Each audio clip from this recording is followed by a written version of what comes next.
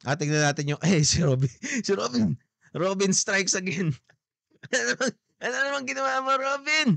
Po kasi siya sa coast ng Pangarang ng China Coast Guard vessel, yung isang research vessel ng Pilipinas. Tapos medyo malapit na po kasi siya sa coast ng Pangasinan. Sabi po nila, doon daw kasi nagtatapos yung 9 dash line ng China. Kaya ganun kalapit, 35 nautical miles na lang po sa baybayin natin.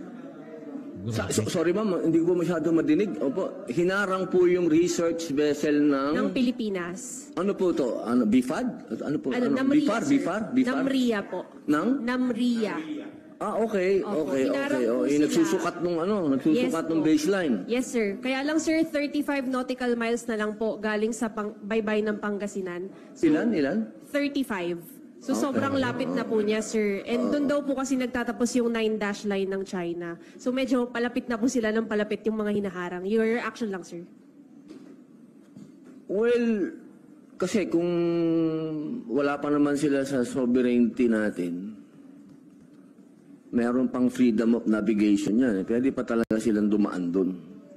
Ang tanong lang doon, ano bang ginagawa nila doon?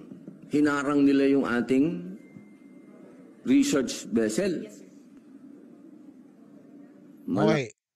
Ang sinasabi is yung 9 dash line kasi ng China, ang problema doon, dinrawing lang nila yun talaga, literally dinrawing lang yun nung kung sino mang nagsabi nung 9 dash line. So wala siyang coordinates. So kasi kung may coordinates yung isang bagay sa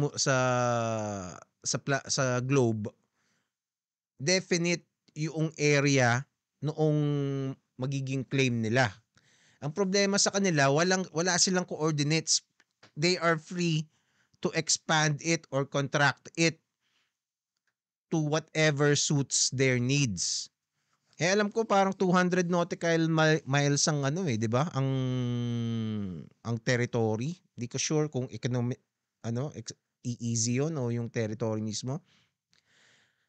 Alam ko 200 nautical miles yun eh. Eto, sinasagad niya 35 na lang matitira. Tapos to si Robin, parang hindi niya naiintindihan yata. Parang pwede daw dumaan doon. Hindi ako eksperto sa sa mga ganyan, sa mga boundaries. Pero alam ko yung 9 dash line, ngayon nga naging 10 na yun eh. 10 dash line na yun eh kasi sinama na yan doon sa may Taiwan. Naging 10 na yung 9 dash line dati. So, yun, yun, parang kadayaan talaga ng China yon kasi wala siyang definite na coordinates at area. So, parang malaya silang mangamkam ng mga bagay-bagay. Abo yun. Anong ginawa nung ating research vessel? Nagpaharang ba siya? Sir, parang 8 hours sila na standstill doon. Parang Pagkuha ng lisensya rito. Well, at least hindi pa naman niya alam.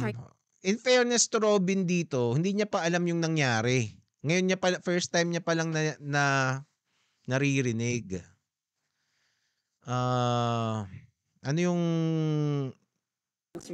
So, wala pa siyang hindi niya pa alam yung facts, hindi niya pa alam yung actually, tingin ko okay yun kasi kaysa naman magsalita ka ng magkomento ka sa isang bagay ko na hindi ka naman sigurado. Pero meron siyang nabanggit dito na parang Pang freedom of navigation. may freedom of navigation at pwede silang dumaan doon. Yan ang hindi ko masasagot sa inyo kung totoo. Teka. Tanungin natin si Grok. How far is the sovereign border of a country from its shoreline? The sovereign border of a country from its shoreline, or territorial sea, generally extends 12 nautical miles from the coast, according to international law under the UN Convention on the Law of the Sea. Some countries claim different distances, but 12 miles is the standard for most. Kita mo, mali pala ako. 12 lang pala. Sabi ko 200. Sorry na. Basta may 2. 12 lang pala. So, pasok pa yung 30, kung 35, teka, saan part yun? 12 nautical miles ba lang talaga? Tanungin natin, isn't it 200 nautical miles? Hintay niya, ayaw mag-connect. Buisit na grok to. How far from the shoreline is a country's EEZ? Oh, 200 nautical miles.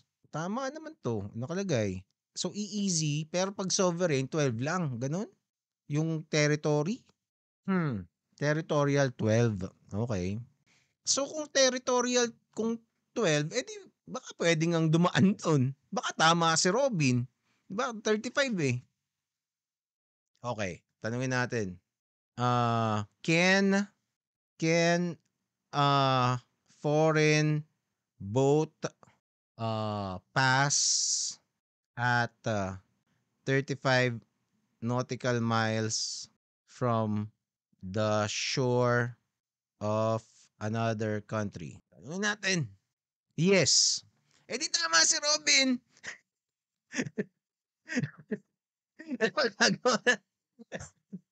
The boats can pass through at 35 nautical miles from another country's shore as this is within international waters beyond the 12 nautical mile territorial sea. Okay, so tama si Robin pag dun sa in terms of pagdaan. O, 'di ba? Hindi tama yung China sa pagpupush ng kanilang 9-dash line or 10-dash line. Yun ang contention dito. Kasi kadayaan talaga yung ginagawa nung China. Hindi ko alam yung hindi ko alam kung previously ano yung 35, 'di ba? Previously kung 35 na ngayon, baka dati hindi. So baka syempre mas malaki dati. Kumbaga papalapit sa shore ng Pilipinas yung ginagawang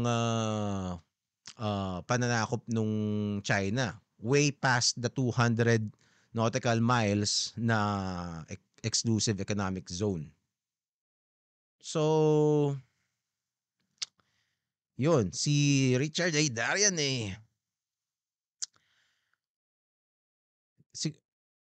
I don't know kung actually medyo sablay yung hindi ko alam exactly kung ano yung pino-point out ni Richard Aydarian na mali ni Robin doon. But siguro I don't know. Pwedeng dumaan yung barko pero yung panghaharas na ginagawa ng mga Chinese, syempre yun ang ayaw natin. Yeah, but they blocked our research ship. Yun ang problema doon, 'di ba? Yun ang inaangalan. Pero in fairness kay Robin doon, hindi sa I just want to be fair. In fairness to Robin, that was the first time that he's hearing about it. That's why he was probing for more details. Okay, so if you like this video, subscribe now so you can get notified every time na magla-live riffs tayo dito sa channel. Join the conversation and you can also join our membership and let's enjoy doom scrolling together.